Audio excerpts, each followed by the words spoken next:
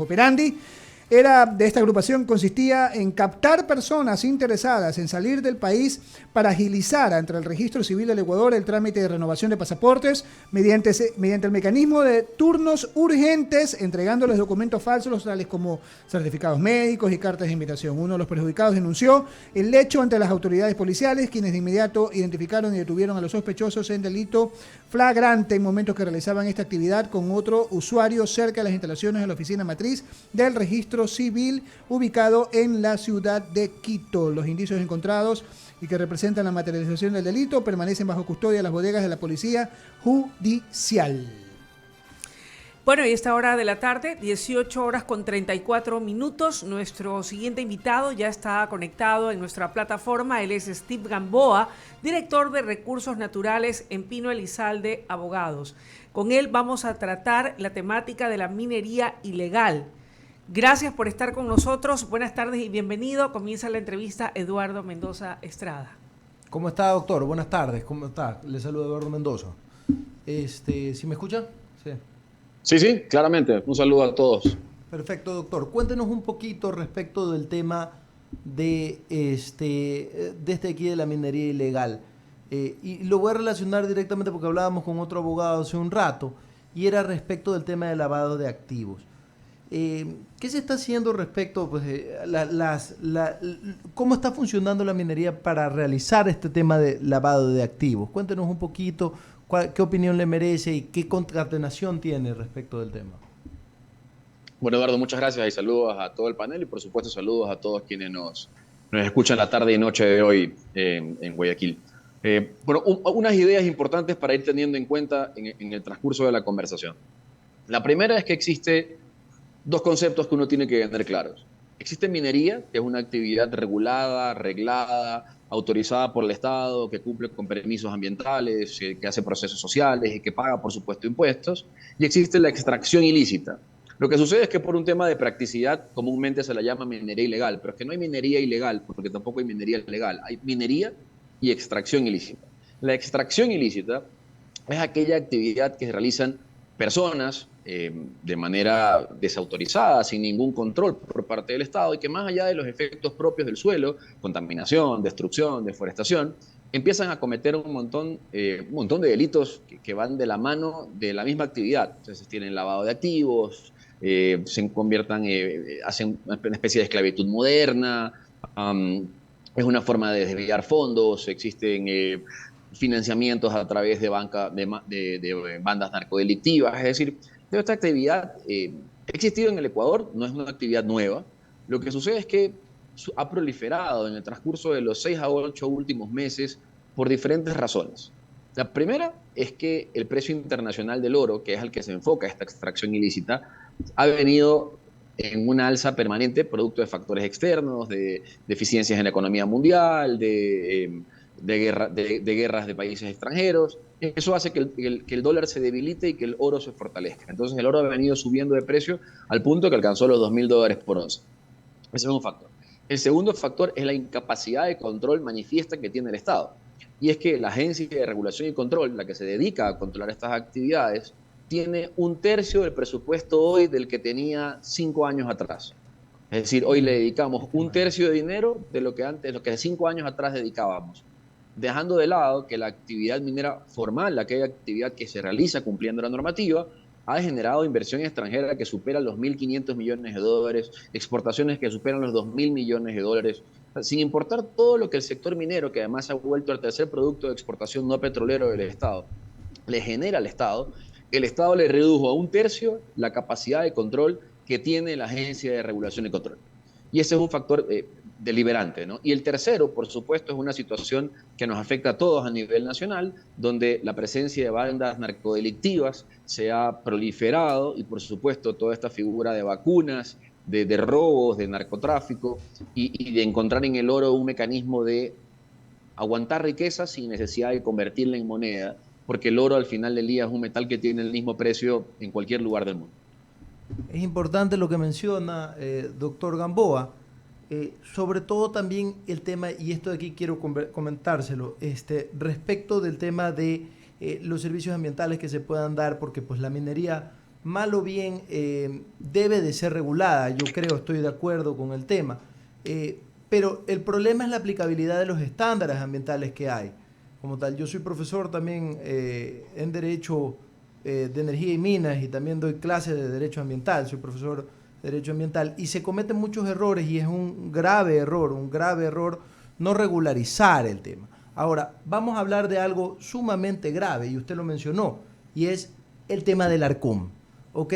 Porque la verdad es que a todos nos pone los pelos de punta saber las mafias que manejan el Arcom y cómo funciona y cómo sirve a todo este andamiaje delictivo que está dando la vuelta a nivel de la sociedad. Y no es solamente a nivel de aquellos que te dicen, ok, no, porque la idea que te dicen, no tenemos que minar, no tenemos que extraer el de aquí, sino también el problema de la regularización que se da. Muchas veces se dan permisos ilegales, ¿ya? Porque no debería de darse, porque se da dentro de, como es el caso de Sinangoe, se da dentro de zonas protegidas, de áreas protegidas. ¿Qué tan importante es que las compañías mineras que obtienen permisos estén regularizadas a nivel ambiental, ¿ok? Y cumplan con estándares establecidos a nivel internacional respecto del tema? Cuéntenos un poquito. Ahí, de nuevo, varias ideas, ¿no? El tema ambiental no es un problema para el sector minero. El sector minero es un sector hiperregulado.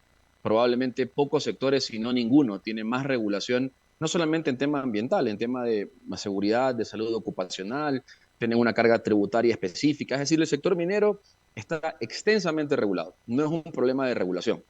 Quien hace minería formal está obligado a cumplir, de hecho, para empezar su actividad, con un registro ambiental, con una licencia ambiental, con todos los procesos relacionados. Yo no creo, y esto es un error recurrente, yo no creo que el ambiente y la minería estén divorciados. La minería no es una actividad distinta a las demás.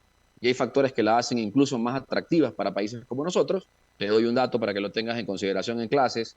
Por cada hectárea de banano se generan 0.6 trabajos en el Ecuador. Y el banano es un producto que tiene un montón de beneficios y de protecciones en relación al productor, al comercializador.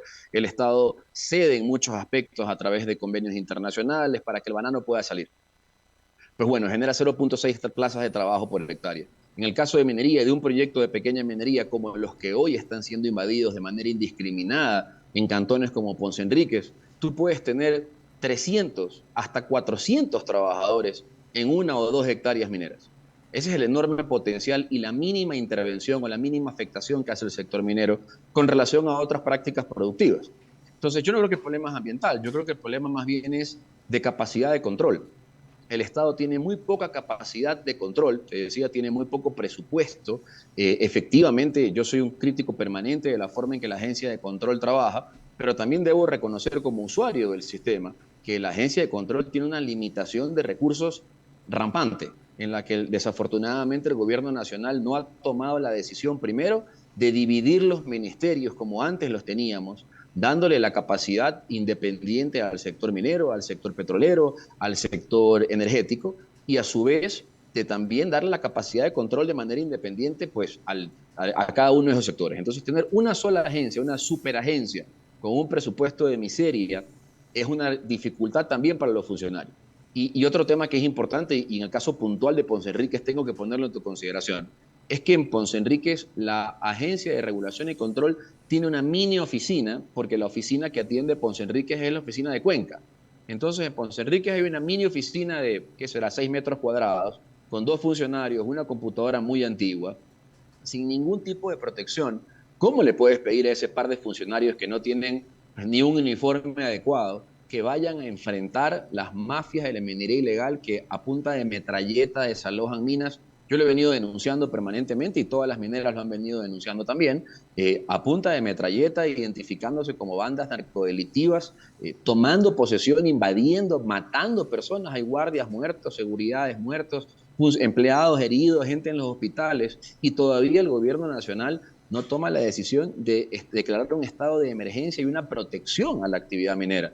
Porque tengas una idea, ¿no? Hace poco tiempo atrás hablaba yo del caso de Agriplaza, un proyecto que se llama Barranco Colorado. En ese proyecto, producto de la invasión ilegal y del asesinato que se ocurrió, el homicidio que ocurrió del guardia de la garita, y del desalojo a través de personal armado, fuertemente armado, se han quedado paralizadas las actividades y hay más de 450 trabajadores sin poder trabajar en el territorio. ¿Qué va a hacer esa gente? ¿A dónde va a ir a trabajar? ¿A qué se va a dedicar? Va a terminar trabajando para las mafias, porque no tiene fuentes de empleo, porque no hay una forma de compensarla. Y esa empresa presentó el amparo a inicios de este año, el amparo administrativo, que es el recurso que le corresponde, lo recibió 60 días después, pero no recibe fuerza pública. Y pasa con otras minas, pasa con Grupo Minero Bonanza, pasa con Somilor, pasa con muchas mineras del sector que están siendo invadidas. Ya esto no es un tema de minería ilegal como uno lo conceptualizaba antes, de un grupo de personas que entran en un sector y empiezan a explotar ilegalmente. No, no. Estas son mafias organizadas, armadas como un ejército, que desalojan a empresas de su propia mina y que empiezan a hacer una producción antitécnica, robándose el recurso, afectando los intereses de la compañía, pero además dejando sin empleo a todos sus trabajadores. En eso el Estado tiene que declarar un estado de excepción y particularmente el Cantón Ponce Enríquez debería ser el cantón modelo para que el Estado, declarando un estado de excepción, inicie un control de vías, de acceso, de armas, de explosivos y Doctor demás. Gamboa, tenemos una idea ya de cuánto más o menos el Ecuador, ya usted hizo un mapeo y de verdad que bastante preocupante de lo que se ha perdido en vidas humanas y todo eso, pero tenemos una idea de cuánto el Ecuador ha dejado de percibir de recursos, de divisas, por haber permitido de alguna forma o por no haber parado la extracción ilegal de minerales acá en el país. Mire, es muy difícil establecerlo porque efectivamente es una producción que no registra, ¿no? Pero te puedo decir casos puntuales de afectaciones puntuales. Hace 2 semanas ingresaron a la mina, una mina del Grupo Minero Bonanza, más de 40 personas fuertemente armadas. Esas personas en ese momento sustrajeron mineral valorado en $300.000. Son $300.000 que debieron haberse convertido en regalías al momento de exportar, $300.000 que pagan sueldos, $300.000 que pagan insumos, que pagan proveedores, que pagan acceso, que pagan patentes anuales. Una incursión. Estuvo invadida la mina por 2 días y se llevaron $300.000 en mineral. En Agriplaza pasó algo igual. Empezaron una extracción irregular, se tomaron la mina y la planta por 2 semanas. Durante ese tiempo la empresa debe haber perdido no menos de $500.000. Entonces no te puedo dar un valor global, sería irresponsable, pero te puedo contar lo que puntualmente le pasa a compañías. Agriplaza, una empresa que estaba acostumbrada a exportar entre 1 y 2 millones de dólares mensuales, se le llevaron en 2 semanas más de $500.000. ¿Cómo le paga a los trabajadores? Sí me parece, ¿Qué hace el Estado? sí me parece tirado a los cabellos el hecho de que siempre se ha hablado de la importancia que puede tener la actividad minera en el Ecuador para el desarrollo del país y que esto haya avanzado tanto, que la extracción ilegal haya avanzado a estos niveles, que incursionen y que se tomen propiedades y se tomen minas, se tomen instalaciones por días, quizás hasta por semanas, extrayendo de manera ilícita el mineral y aparte de eso matando personas y que todavía no se haga algo. Entonces la verdad que me parece tirado a los cabellos.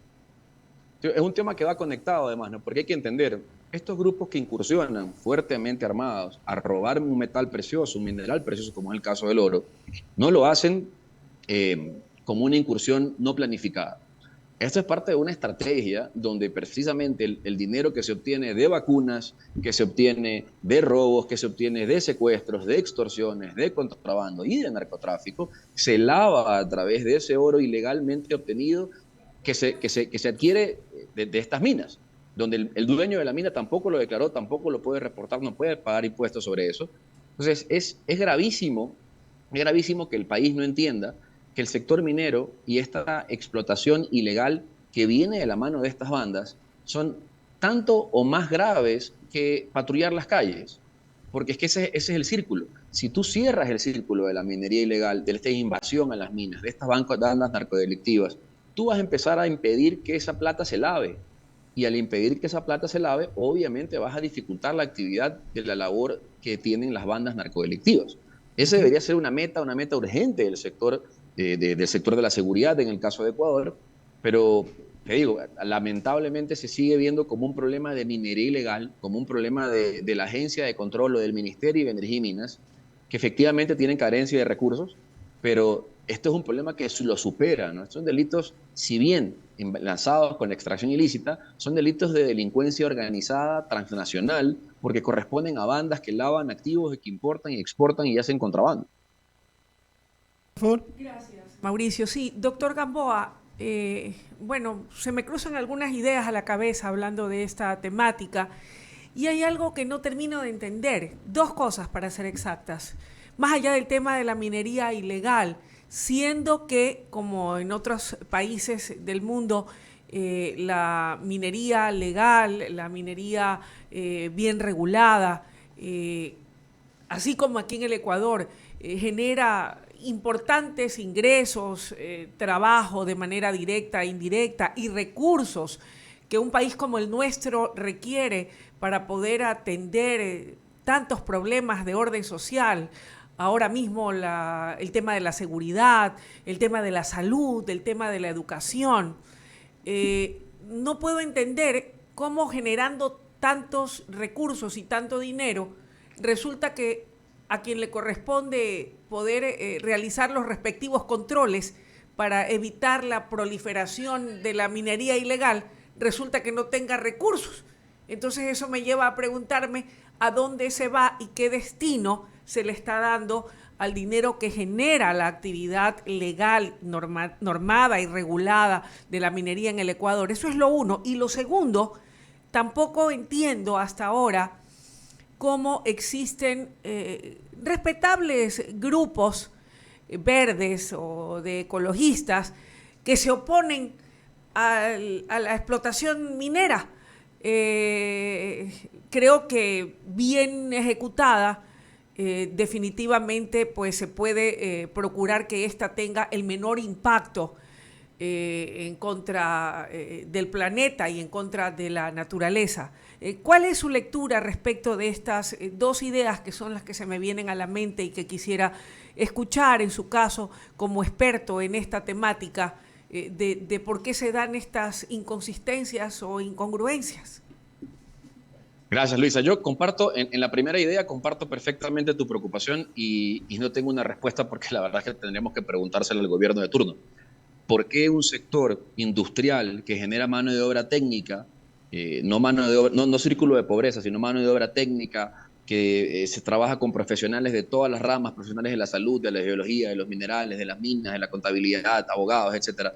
¿Por qué un sector de esas características, lejos de ser priorizado y lejos de ser incentivado, es castigado con la carga impositiva más alta de todos los sectores en el Ecuador, con la mayor cantidad de regulación y restricciones de todos los sectores en el Ecuador, y a pesar de eso logra salir adelante y no recibe ni siquiera lo que produce en calidad de control, en protección de derechos? Porque al final hay problemas, y esto yo siempre lo digo, ¿no? Uno no debe olvidarse de la preocupación de las comunidades, porque hay preocupaciones que, si bien en muchos casos vienen de temas políticos, de temas tergiversados, de prejuicios, en muchos otros casos son genuinas, son legítimas. Y la comunidad, por más que la empresa haga el mejor esfuerzo, no le va a creer, porque quien le va a creer es a la autoridad. La comunidad y la autoridad son un reflejo de la sociedad y entonces deben trabajar de manera conjunta. Nos falta tal vez entonces una mayor socialización de estos temas de manera seria en un foro abierto o en su defecto también que toda esa riqueza que se genera por parte de la actividad minera, en este caso, sí vaya y se revierta precisamente hacia esas zonas aledañas a los lugares donde se realiza la explotación. Que no sé ahora, porque no he ido, doctor Gamboa, pero en su momento sí, en mi actividad de reporterismo de campo, sí conocí en el pasado que eran zonas totalmente preteridas y olvidadas, y yo creo que eso también vino a sumar a ese discurso de estos grupos que son totalmente opuestos a todo tipo de explotación de los recursos naturales. Has tocado un punto que es neurálgico, Luisa, y que no tiene nada que ver con el tema de minería ilegal, pero que es neurálgico para el desarrollo del sector minero. Desde el 2009 existe la nueva ley de minería, y con la nueva ley de minería aparece el concepto de pago de regalías, que es un porcentaje del valor que se comercializa el mineral por el que se comercializa el mineral que se extrae. Esas regalías, por ley, deben invertirse en un 60% en la zona de influencia donde se desarrolla la mina. Desafortunadamente, hace más de 6 años, ningún cantón, ninguna prefectura, ninguna parroquia ha recibido un centavo de regalías mineras, sin perjuicio de que las empresas mineras sí las pagan, porque no pueden no pagarlas, no pueden escoger no hacerlo, las pagan en el momento en que comercializan. Es decir, 1, 2, 3, 4, 10 veces al mes que comercializan el mineral y el metal que extraen y obtienen, pagan regalías. Pero esas regalías se recaudan a través del Servicio de Rentas Internas y nunca van a las comunidades. Y eso que tú preguntas es una preocupación que el sector minero le hemos manifestado de manera permanente. ¿Por qué? Se genera una serie de trabas para impedir que esos recursos lleguen al territorio, porque se terminan quedando en el heraldo público, en el Estado central, para que los administre a su gusto. No son cifras que van a quebrar al Estado si las reparte, pero que sí tendría un impacto enorme en comunidades, en cantones, en parroquias, donde 300.000, 500.000, $1.000.000 son la diferencia entre la eficiencia, el acceso al agua y servicios básicos, y sobre todo la autocompetencia versus no recibirlos. Pero compara tu preocupación y quizás será motivo de conversación de ustedes en el panel.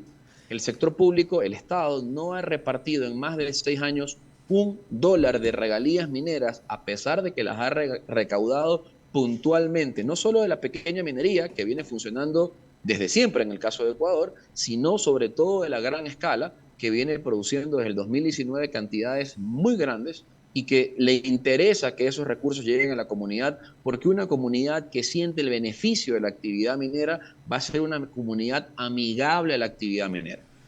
Gracias, doctor Gamboa, por haber comparecido esta tarde aquí en Diálogo de la Tarde en I99.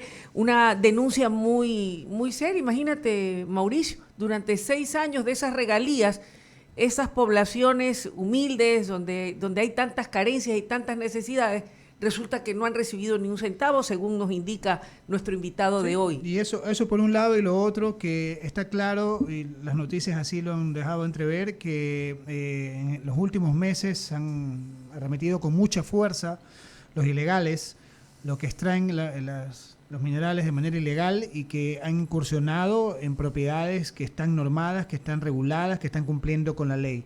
Y ahí evidentemente tiene que entrar la fuerza pública para proteger a quienes están cumpliendo con la normativa, quienes están cumpliendo con la ley y que no sean presa fácil del abuso de estos ilegales. Muchísimas gracias, doctor Gamboa, por haber estado con nosotros. 18, gracias. 18:56, momento de ponerle punto final. Sigue en compañía de I99 a las 21 horas, Diálogo Nocturno. Gracias y una buena tarde.